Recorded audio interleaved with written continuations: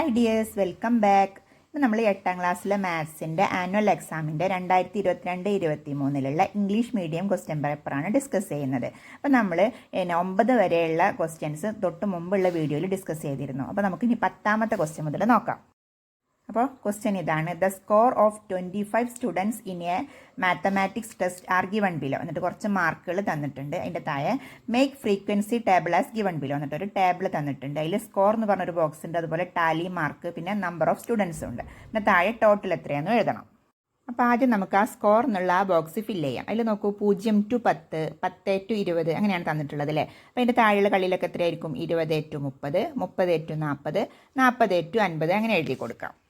ഇനി അടുത്ത ബോക്സിൽ എന്താ ചോദിച്ചിട്ടുള്ളത്? ടാലി അടയാളപ്പെടുത്താനാണ് പറഞ്ഞിട്ടുള്ളത് അല്ലേ. അപ്പോൾ അത് എത്ര എണ്ണം ഉണ്ട് നോക്കണം. അപ്പോൾ ആദ്യത്തേതിൽ 0 to 10 വരെ ഉള്ളതാണ് നോക്കേണ്ടത്. 0 to 10 വരെ എത്ര കുട്ടികൾ എത്ര മാർക്ക് ഉണ്ട് എന്നാണ് നോക്കേണ്ടത്. അപ്പോൾ നോക്കൂ, ഇതിൽ 8 ഉണ്ട്, 9 ഉണ്ട്, 10 ഉണ്ട്. പക്ഷേ 10 നമുക്ക് ഇതിലേക്ക് കൂട്ടാൻ പറ്റില്ല. 10 അടുത്ത ഇതിലാണ് വരുന്നത്, അടുത്ത സ്കോറിൻ്റെ അടുത്ത കളിയിലാണ് നമ്മൾ 10 കൂട്ടുക. അപ്പോൾ പിന്നെ 0 മുതൽ 9 വരെ 9 ഉൾപ്പെടെയുള്ള സംഖ്യയാണ് നമ്മൾ നോക്കേണ്ടത്. അപ്പോൾ ഇതിൽ 8ഉം 9ഉം അങ്ങനെ 2 നമ്പറാണുള്ളത് അല്ലേ. അപ്പോൾ ഫസ്റ്റത്തെ കളിയിൽ നമുക്ക് ടാലി എങ്ങനെ അടയാളപ്പെടുത്താം?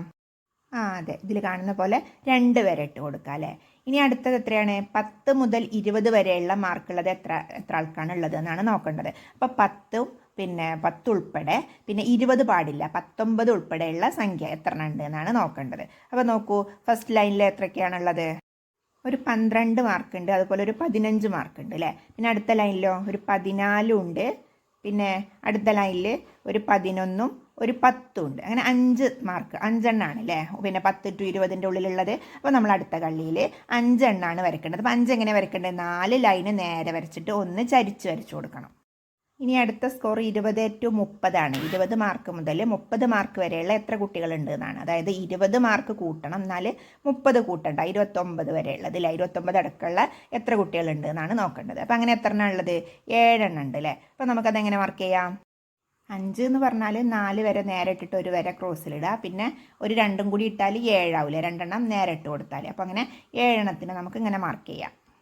ഇനി അടുത്തത് 30 to 40 വരെയുള്ള എത്ര മാർക്ക് ഉണ്ട് എന്നുള്ളതാണ്. എത്ര കുട്ടികൾക്കാണ് മാർക്ക് ലഭിച്ചിട്ടുള്ളത് 30 മുതൽ 40 വരെ. അപ്പോൾ അത് എത്ര എണ്ണം ഉള്ളത്? അതും 7 എണ്ണം തന്നെയാണ് അല്ലേ. അപ്പോൾ നമുക്കത് ഇതുപോലെ തന്നെ മാർക്ക് ചെയ്ത് കൊടുക്കാം. ഇനി അടുത്തത് 40 മുതൽ 50 വരെ മാർക്ക് ലഭിച്ച എത്ര കുട്ടികളുണ്ട് എന്നാണ് നോക്കേണ്ടത്. അപ്പോൾ നോക്കൂ, 40 മുതൽ 50 വരെ മാർക്ക് ലഭിച്ച എത്ര കുട്ടികളുണ്ട്? 40 കിട്ടിയ ഒരു കുട്ടിയുണ്ട്, അതുപോലെ 41 ഉണ്ട്, 47 ഉണ്ട്, 42 ഉണ്ട്. അങ്ങനെ 4 കുട്ടികൾക്കാണ് 40ഉം അതിന് മുകളിലും മാർക്ക് കിട്ടിയിട്ടുള്ളത്. അപ്പോൾ നമുക്കത് ടാലിയിൽ എങ്ങനെ അടയാളപ്പെടുത്താം? 4 വരെ ഇട്ട് കൊടുത്താൽ മതി അല്ലേ. അപ്പോൾ 40 to 50ൻ്റെ നേരെ നമുക്ക് 4 വര വരച്ചു കൊടുക്കാം. ഇനി അടുത്ത ബോക്സ് കുട്ടികളുടെ എണ്ണം എഴുതാനാണ്. അപ്പോൾ നമുക്കത് ആ ടാലി മാർക്ക് നോക്കിയിട്ട് തന്നെ എഴുതാൻ പറ്റൂലേ. ആദ്യത്തേതിൽ 2 വരെയാണ്, അപ്പോൾ 2 ആണ്. അടുത്തത് 5 ആണ്, പിന്നെ 7, പിന്നെ 7, പിന്നെ 4. അപ്പോൾ നമുക്കതൊന്ന് എഴുതി കൊടുക്കാം. പിന്നെ ആകെ കുട്ടികളുടെ എണ്ണം ചോദിച്ചിട്ടുണ്ട് അല്ലേ. അപ്പോൾ എത്ര എണ്ണമാണ്? ഇത് 25 ആണ് അല്ലേ. അപ്പോൾ അതും കൂടെ എഴുതി കൊടുക്കുക. 25 എങ്ങനെ കിട്ടിയ? 2ഉം 5ഉം 7ഉം 7ഉം 4ഉം, അപ്പോൾ 25 എന്ന് കിട്ടി. അപ്പോൾ ആകെ കുട്ടികളുടെ എണ്ണം 25 എന്ന് എഴുതിയിട്ടുണ്ട്. ഇനി നമുക്ക് അടുത്ത ക്വസ്റ്റ്യൻ നോക്കാം. In the figure ABCD is a trapezium. AB is equal to 6 cm, BC is equal to 5 cm, CD is equal to 3 cm, AD is equal to 4 cm and angle A is equal to angle D is equal to 90 degree. ഇതിൻ്റെ താഴെ 2 questions തന്നിട്ടുണ്ട്. Find the sum of the parallel sides of the trapezium. പിന്നെ second question, find the area of the trapezium.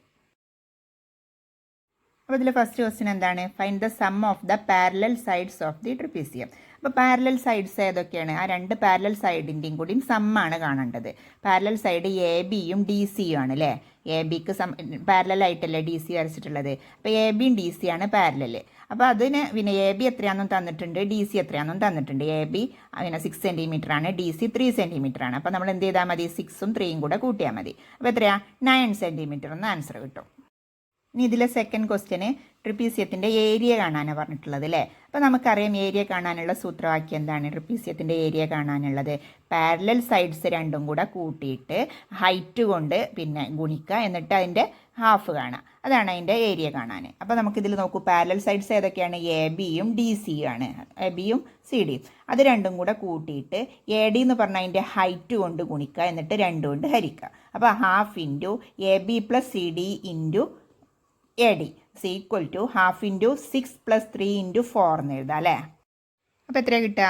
അത് നമുക്ക് ബ്രാക്കറ്റിലുള്ളത് ചെയ്യാം. 6ഉം 3ഉം കൂടെ കൂട്ടുമ്പോൾ 9. 9 into 4 എന്ന് പറഞ്ഞാൽ 36. 36നെ 2 കൊണ്ട് ഹരിക്കുമ്പോൾ 18 എന്ന് കിട്ടൂലേ. അപ്പോൾ 18 സ്ക്വയർ സെൻറ്റിമീറ്റർ ആണ് ആ ഒരു ട്രപ്പീസിയത്തിൻ്റെ ഏരിയ എന്ന് പറയുന്നത്. ഇനി അടുത്ത ക്വസ്റ്റ്യൻ നോക്കാം. 3 equal rhombuses are drawn as shown below. Draw the figure with given measurement. അതായത് ഇവിടെ തന്നിട്ടുള്ള ഈ ചിത്രത്തിൻ്റെ അതേ അളവിൽ നമ്മൾ ചിത്രം വരയ്ക്കാനാണ് പറഞ്ഞിട്ടുള്ളത്. അപ്പോൾ നോക്കൂ അതെങ്ങനെയാണ് നമ്മൾ വരയ്ക്കുക. ആദ്യം 4 സെൻറ്റിമീറ്ററും 4 സെൻറ്റിമീറ്റർ, അതായത് 8 സെൻറ്റിമീറ്ററിൽ സ്കെയിലും പെൻസിലും ഉപയോഗിച്ചിട്ട് ഒരു ലൈന് വരയ്ക്കുക. എന്നിട്ട് അതിൻ്റെ 4 സെൻറ്റിമീറ്ററിൽ ഒരു പോയിന്റ് മാർക്ക് ചെയ്ത് കൊടുക്കുക. എന്നിട്ട് പൊട്ടാക്ടർ ഉപയോഗിച്ചിട്ട് 120 ഡിഗ്രി ഒരു ഭാഗത്ത് മാർക്ക് ചെയ്യുക. പിന്നെ ബാക്കിയുള്ള ആ റോംബസിൻ്റെ 2 ആംഗിൾ 120 ഡിഗ്രി വീതവും 2 ആംഗിൾ 60 ഡിഗ്രി വീതമായിരിക്കും. പിന്നെ എല്ലാ സൈഡും 4 സെൻറ്റിമീറ്റർ വീതമായിരിക്കും. അപ്പോൾ പൊട്ടാക്ടർ ഉപയോഗിച്ചിട്ട് 120 ഡിഗ്രിയിലുള്ള 2 ആംഗിളുകൾ വരയ്ക്കണം, 60 ഡിഗ്രിയിലുള്ള ആംഗിളുകൾ വരയ്ക്കണം. എന്നിട്ട് അതുപോലെ നമ്മളൊന്ന് വരച്ചെടുത്താൽ മതി. നമുക്ക് അടുത്ത ക്വസ്റ്റ്യൻ നോക്കാം. Electricity consumption of 30 families in A locality are given in the table below. Draw A histogram. എന്നിട്ടൊരു ടേബിൾ തന്നിട്ടുണ്ട്. അതിൽ ഇലക്ട്രിസിറ്റി കൺസപ്ഷനും തന്നിട്ടുണ്ട്, അതുപോലെ നമ്പർ ഓഫ് ഫാമിലീസും തന്നിട്ടുണ്ട്. അപ്പോൾ നമുക്കിത് വരയ്ക്കാനായിട്ട് ആ ഫാമിലീസ് 0 to 9 വരെയാണുള്ളത് അല്ലേ. അപ്പോൾ നമുക്കതിന് അങ്ങനെ മുകൾക്ക് അങ്ങനെ 0 തൊട്ട് 9 വരെ അടയാളപ്പെടുത്താം. അതുപോലെ ഇലക്ട്രിസിറ്റി കൺസപ്ഷൻ എന്ന് പറയുന്നത് 0 to 500 വരെ മാർക്ക് ചെയ്യാം. ഇനി അത് മാർക്ക് ചെയ്യാനായിട്ട് 100 മുതൽ 200 വരെ ഉള്ളത് 5 ഫാമിലിയാണെന്ന് പറയുന്നുണ്ട്. 100 മുതൽ 200 വരെ ഇലക്ട്രിസിറ്റി യൂസ് ചെയ്യുന്നത് 5 ഫാമിലിയാണ്. അപ്പോൾ നമുക്ക് ആ ഒരു ഇതിൽ അങ്ങനെ മാർക്ക് ചെയ്ത് കൊടുക്കണം. ഇനി അതിനുശേഷം 200 മുതൽ 300 വരെ ഉള്ളത് 7 ഫാമിലിയാണ്. അപ്പോൾ അത് മാർക്ക് ചെയ്ത് കൊടുക്കുക. പിന്നെ 300 to 400 വരെ ഉള്ളത് 8 ഫാമിലിയാണ്, അത് മാർക്ക് ചെയ്യാം. പിന്നെ 400 to 500 വരെ ഉള്ളത് എത്ര ഫാമിലിയാണ്? 6 ഫാമിലിയാണ് അല്ലേ. അതുപോലെ 500 to 600 വരെയുള്ളത് 4 ഫാമിലിയാണ്. അപ്പോൾ ഇങ്ങനെ ഈ ചിത്രത്തിൽ കാണുന്ന പോലെയാണ് നമ്മളത് വരച്ചെടുക്കേണ്ടത്. ഇനി നമുക്ക് 14ാമത്തെ ക്വസ്റ്റ്യൻ എന്താണെന്ന് നോക്കാം. Anu deposited ₹10,000 in A bank compounding interest at 10% per annum. After 2 years, she deposited another ₹10,000. How much amount will you get at the end of 3rd year?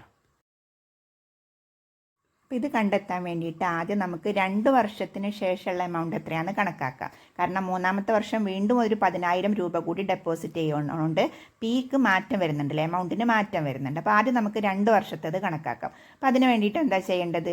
P × 1 + R/100 raise to എത്രയാണോ എത്ര വർഷത്തെയാണോ അതാണ് അവിടെ കൊടുക്കേണ്ടത്. Raise to 2 എന്ന് കൊടുക്കാം അല്ലേ. 2 വർഷത്തെ ആയതുകൊണ്ട് റേസ് ടു 2 എന്നും കൊടുക്കാം. അപ്പോൾ ഈ ഇക്വേഷനിൽ P എന്ന് പറയുന്നത് 10,000 റുപ്പീസാണ്, അതുപോലെ R എന്ന് പറയുന്നത് 10% ആണ്. അപ്പോൾ ഇക്വേഷനിൽ നമുക്ക് അതിൻ്റെ വാല്യൂ ഒക്കെ ഒന്ന് കൊടുത്തു നോക്കാം. അപ്പോൾ എങ്ങനെയാണ്?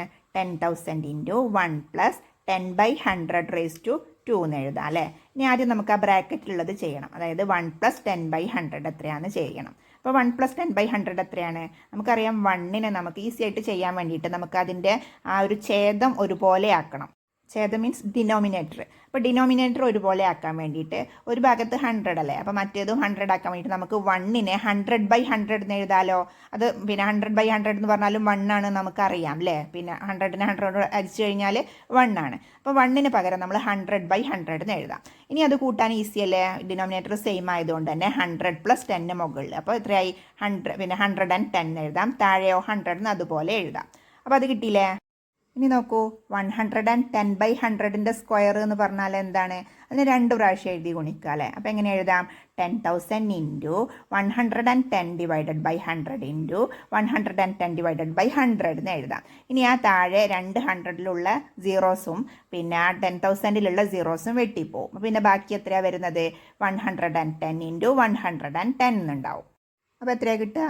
12,100 റുപ്പീസ് എന്ന് കിട്ടൂലേ. അപ്പോൾ 2 വർഷം കഴിയുമ്പോൾ അനുവിന് കിട്ടുന്നത് 12,100 റുപ്പീസാണ്. പിന്നെ ആ ഒരു വർഷത്തിൽ അവൾ ഒരു 10,000 രൂപയും കൂടെ ഡെപ്പോസിറ്റ് ചെയ്യുന്നുണ്ട്. അപ്പോൾ എമൗണ്ട് എത്രയായിട്ട് മാറും?